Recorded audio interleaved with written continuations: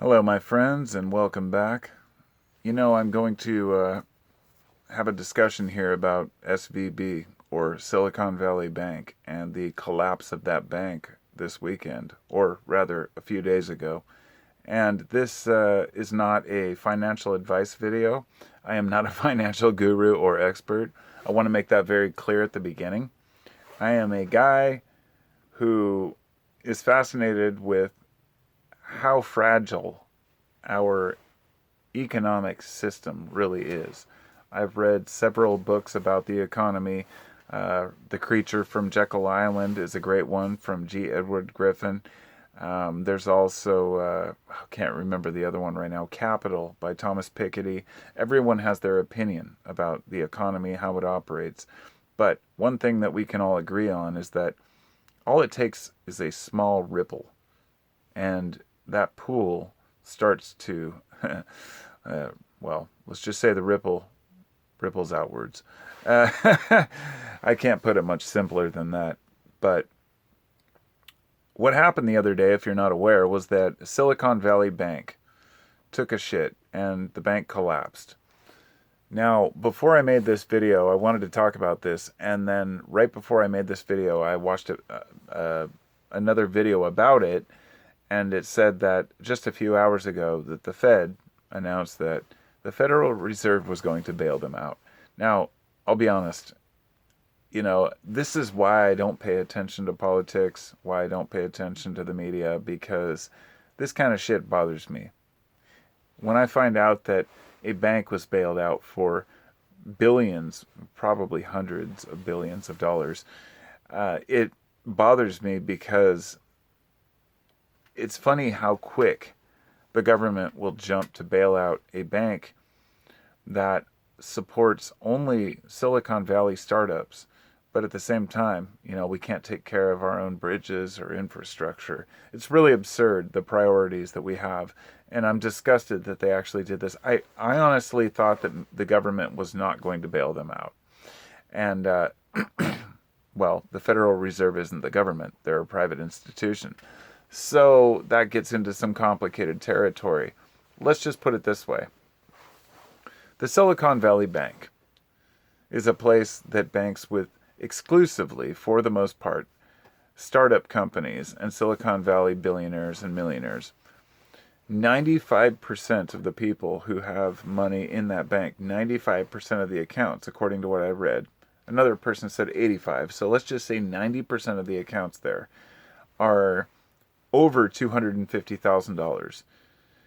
And the FDIC, the Federal Deposit Insurance, they only cover 250 grand per account. So in other words, any normal person who has money in an account there will be fine and covered. But these huge companies who put their money in this bank won't. And that's why the government's stepping in to bail them out.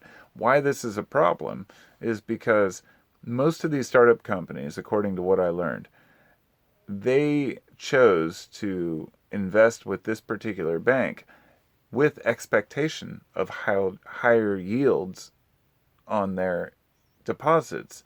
Now, the fucked up thing here is that this bank, knowingly, like all banks do, took their money and invested them in bonds with high interest.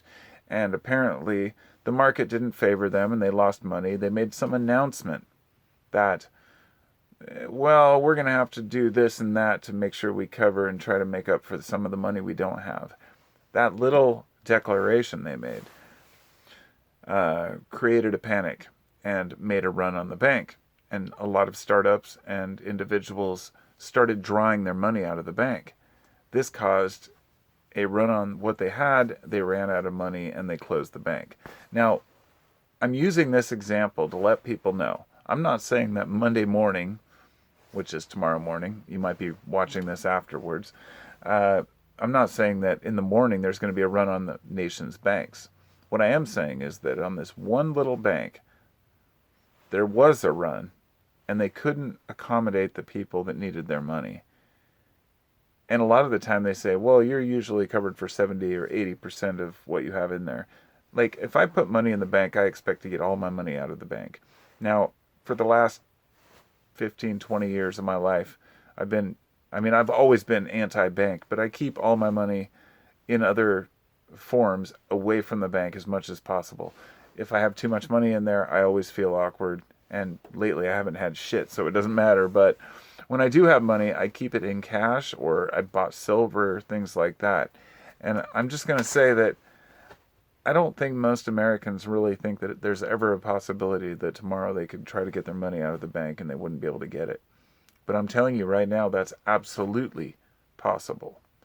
It could happen. It has happened.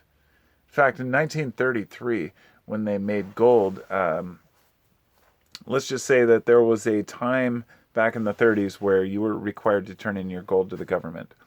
We were having financial problems. So everyone was required to turn in their gold, otherwise face jail time and fines.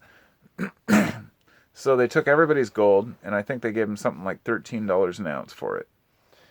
As soon as they'd collected all the gold they thought they were going to get, they instantly raised the price to, I think, $39 an ounce, which was, I think it was like 3 times more, and completely screwed over the people who had lost their, money. I mean, it was like inflation, the worst kind of inflation. Depression, the whole depression issue we had was caused by the banks. And then 2008 comes around, and what do? We bail out the banks. I mean, it was one of the most shameful things we've ever done. And we're just hanging on by a thread today. And then this bank is getting bailed out again. And it starts to make you wonder, who's footing the bill for these billions of dollars? And it is the taxpayer. So a tech startup company decides to take a risk investing in this particular bank, putting their money in it. They lose their money. And you and me, who are just working 9-to-5 jobs, whatever it might be, our tax dollars go to help to bail out these little companies that may not even succeed anyway.